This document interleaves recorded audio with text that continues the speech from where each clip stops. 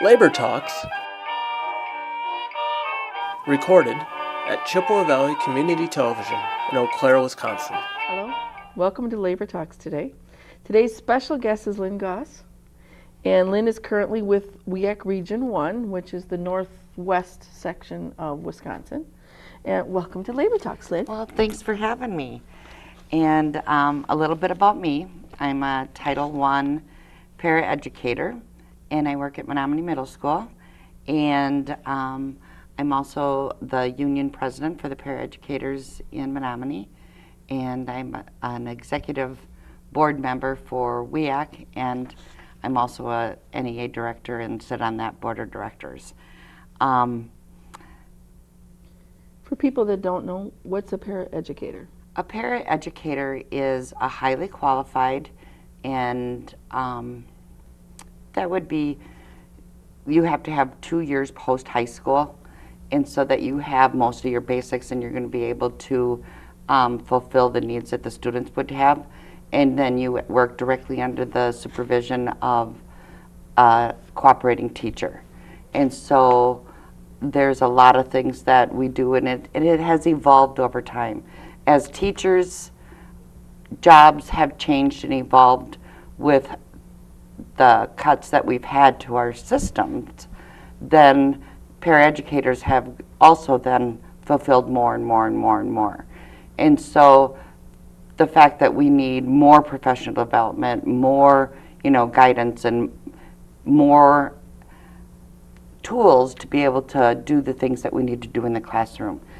We really work alongside our fellow teachers, and we are a vital piece of that whole And you'll have the same goal. Yes. And as the classrooms have gotten bigger and bigger, I would imagine you guys have had to take on a lot more. Yes, we have. And the roles vary from school to school, from classroom to classroom, and it's never every day is a new day, every day is a different day. You could be a paraeducator that works one-on-one with a specific student, or you can be a paraeducator that is in a whole classroom or a resource room or one collecting data.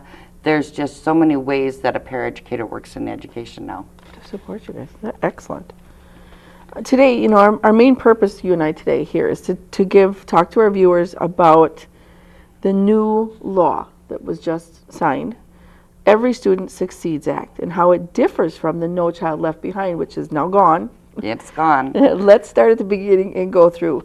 No Child Left Behind was more of a one-size-fits-all approach, and it was test, test, test, test, test. And how does the Every Student Succeed Act differ? Although we tried to get grade span testing so that you would have like the federal test once at grade school, once at middle school, once at high school, we weren't successful with that completely. So there still are some testing requirements.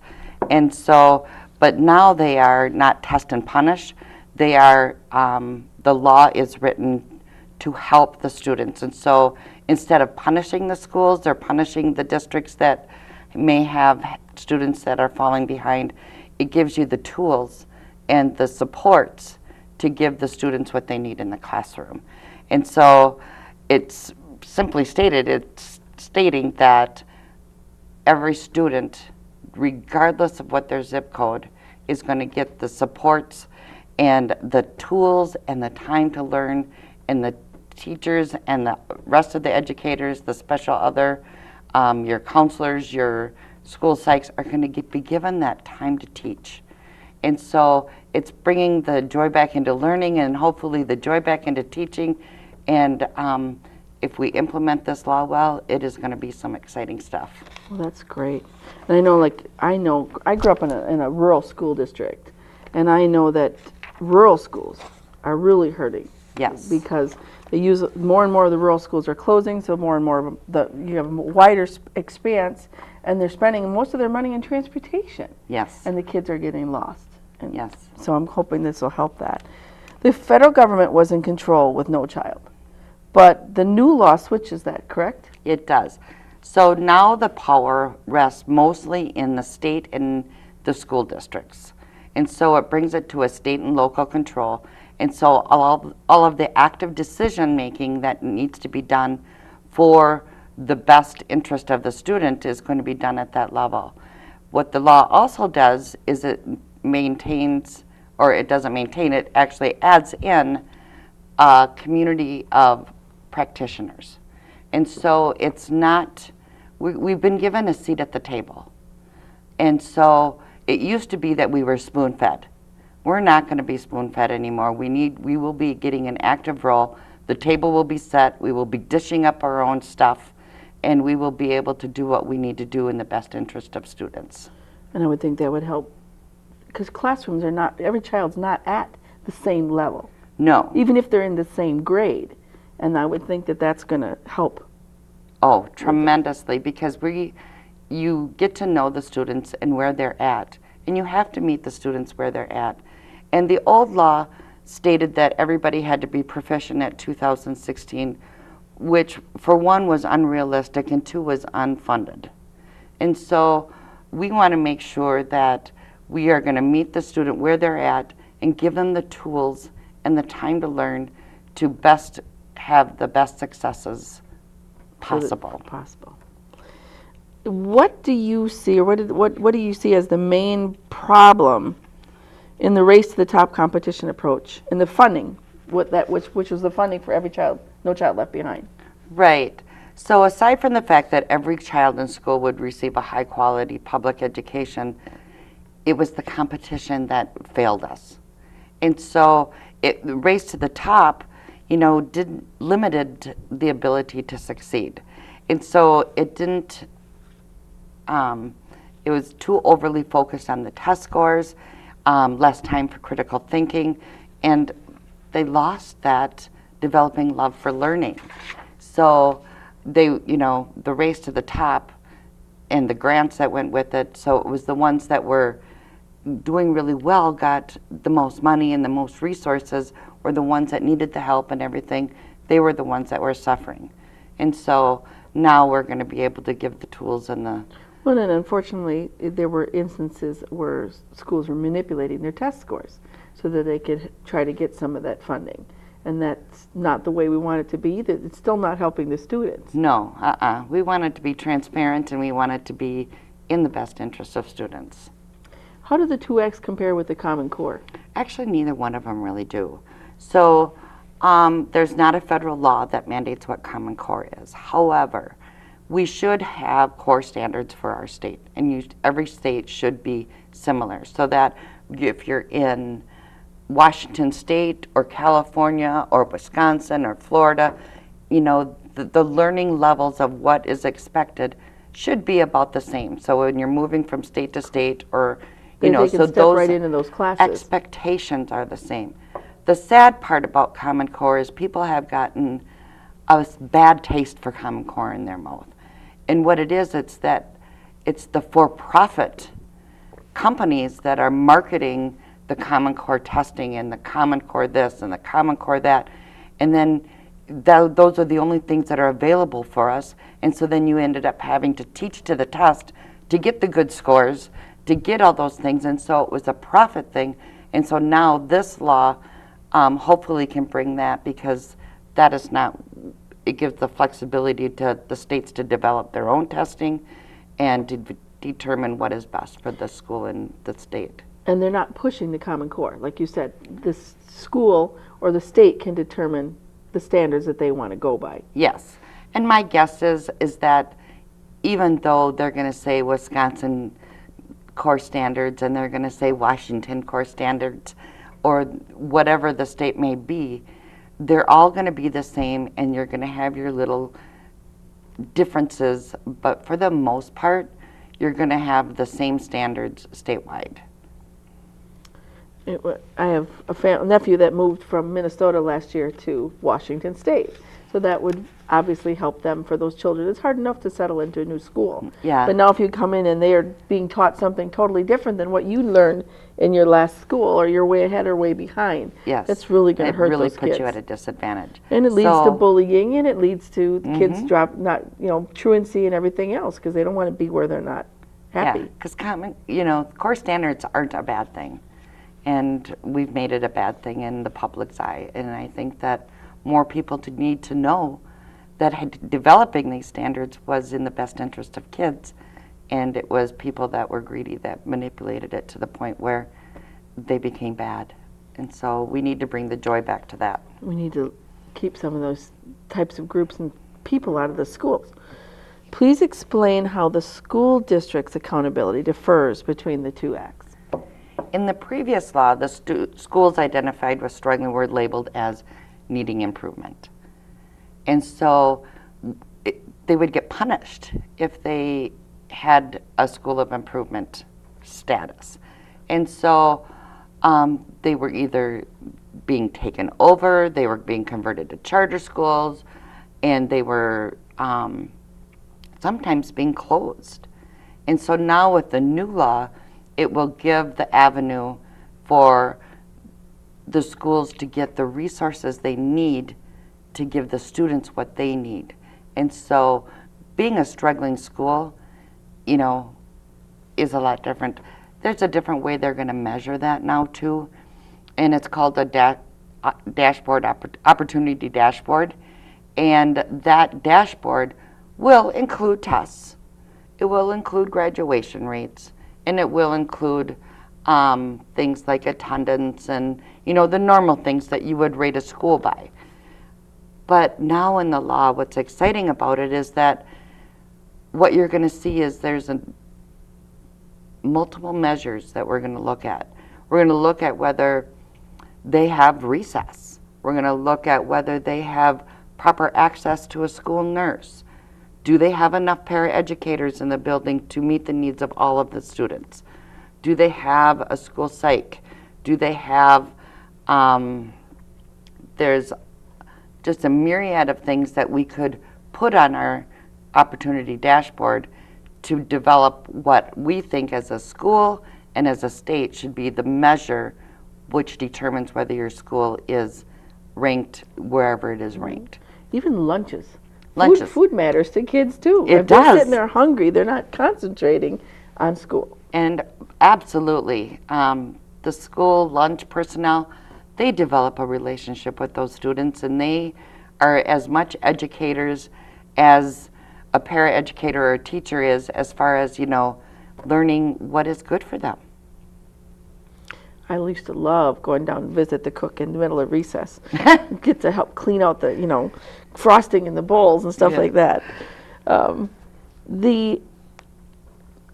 The remedies that are laid out by the two. So the No Child Left Behind had remedies for if a school was struggling. Obviously, there's different remedies now with this new one. So what remedies did they lay out for the underperforming schools? Well, there's a myriad of grant programs. Probably the best thing for the first time is the wide variety of both the indicators, and it also gives you solutions. And so, and then what is allowed by law.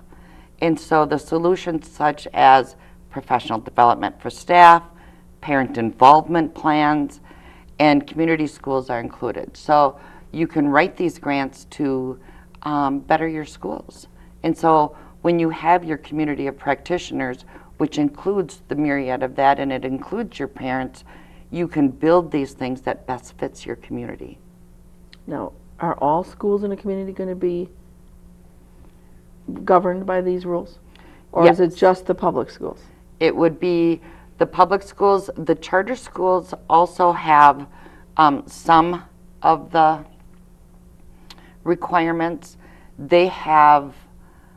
There are more than in the previous law accountability things for the charter schools as well. And so exactly what they are, I would have to refer back to the law on that exactly. But I know, yes, it is still different a little bit, unfortunately. But And I'm a big proponent of public schools. I grew up in the public school system. It worked. I don't, especially in our community where we both live, I don't see a need for a charter school. no, and you know, just as there are good public schools and bad public schools in need of improvement, and then you have charter schools that there's a difference between what is a charter school too. People that think that all charter schools are private schools is not correct, because you can have a public charter. And so I think that there's such a language, they use those words so that the public is confused. And so what we don't like is that the monies that are going to what we would call the voucher schools, probably more so than charter schools. and each state calls it different stuff. So the language is a little bit different, but the money is getting taken away from the public schools. Right, the public schools are losing that funding. And if the charter school closes, they don't send, during the middle of the school year, they don't send that money back to the public school along with the children that they just sent back to the public school. And we do see, you know, statewide, I don't know what the actual numbers are within Menominee School District, for instance, or what it is around here, but you do see people going from charter school and they either leave the charter school because they can't or won't provide the services that that student needs, or they actually close, as in the case that's happened in Milwaukee a couple times, where the charter just closes its doors and those kids are right back in public school. And so you need to make sure that the accountability systems are the same so that every student, no matter where they go to school, no matter who they are, get a good public education. Was this a bipartisan bill? Absolutely. It passed 85-12 in the Senate and 359-64 in the House. And I have to give a special shout out to the bipartisan teamwork that we got out of Patty Murray, a senator from the state of Washington, and Lamar Alexander, and he's a senator from Tennessee. Both of them saw the original versions of Every Student Succeeds Act. The original versions that came first didn't do what we needed it to do, and they couldn't come together, and it wasn't going to go anywhere. And so the two of them got together and they wrote what we now know as the Every Student Succeeds Act. And a side note, paraeducators were actually not written into the new law. And so paraeducators at the NEA, we met and realized this and went to the NEA, and Mary Kusler and her team at the NEA then took it to the two of them, and they wrote amendments to get that back in and more. Paraeducators are actually in the law over 30 times. And so I just have to give those two a special shout out. It's been pretty exciting. Yes, there's still some things that we can work on and we want better. There always and we will be. didn't get everything that we wanted, but it was a bipartisan agreement. In this day and age, what other bipartisan bill came through with astounding numbers like we have? So, but that's how we have the law before us now. Excellent. It was awesome. And where can parents or teachers or someone that's looking at going to teaching find more information on the new law? There's a lot of information on the NEA website, and that's at nea.org/ESSA begins. So, or you can contact your union leader and they can get you the information that they need. So that they can do that. Tell us some more about the para-educators. I can't even begin to tell you how excited I am about this bill. You know, this bill recognizes paraeducators as experts in their career choice. And we weren't ever viewed in that light before. And we play such a vital role in the school systems. And so students, you know, if you ask a paraeducator, what keeps you working in the school system? Because, you know, we don't make a whole lot of money, but it's the kids. We connect with those kids, and it's actually the best job in the world, I think. But paraeducators make a difference every day, and we know what we do, and we work closely with teachers, and it's that whole child approach. And so as we work with these children, then we build these relationships with these children, and then we have our cooperating teachers and our administrators and superintendents, we build up that rapport, and we can report back, and we can be that first line of defense with those students and what they actually need in the classroom. And to be able to see this law from actually the beginning and visiting our Wisconsin congressional officers in Washington and talking to them about and telling our stories on what this new law means to not only paras but teachers, school psychs, everybody that we work with, where the student is that student in the middle, and it's always student-centered for us, and we need it to be that for everybody. Even, the community needs to see this, and we see so much demonizing and vilification of public educators, and I don't know how and when that happened. But if you ask the parents and if you ask the kids, we are an important role in their lives. And so my superintendent did what he called stay interviews in our district recently, and he wanted to know what would keep you in your job. He not only did that for paraeducators, but because of the shortage of educators, not only in Wisconsin, but nationwide, what would keep you in your job? And so one of the things I said to him, and I said, we need to do something that brings up educators again. We need to start talking about how important they are to your community. And so he asked me for some information on paraeducators, and I gave him a little bit background information. And in his blog on our website, he put in what is a paraeducator, and really did a nice job of talking about what an important role we have in the school district. And so if anybody ever wants to know just all of the different things that we do in the school, it is a very good list of what we do in our schools. And so, and it recognizes the fact that we are highly qualified and we are a critical partner. So, the law states that we're included in the state and the local plan now. And so we're at a seat, we have a seat at that table now, and we can tell them, what it means to be in a classroom. How do we do some of these co-teaching models that include paraeducators? What works best for us, and tell us what works best for you. And then we can have that collaboration piece that is only going to benefit the student. And so every school should be forming their ESSA team. Every district should be forming their ESSA team. And we need to bring the joy back to educating, giving us time to teach and the time for students to learn. No more test and punish, no more one size fits all. The students are our future, and we need to be able to give them the best and the brightest opportunity to learn and to be successful. And with all the cuts, especially in our state for education, financial cuts, is there enough money left in the school districts to implement everything that you want to see in every student succeeds?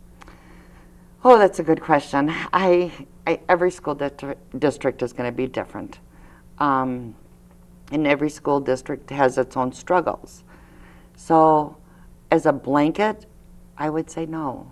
There's never enough money for what we need to do.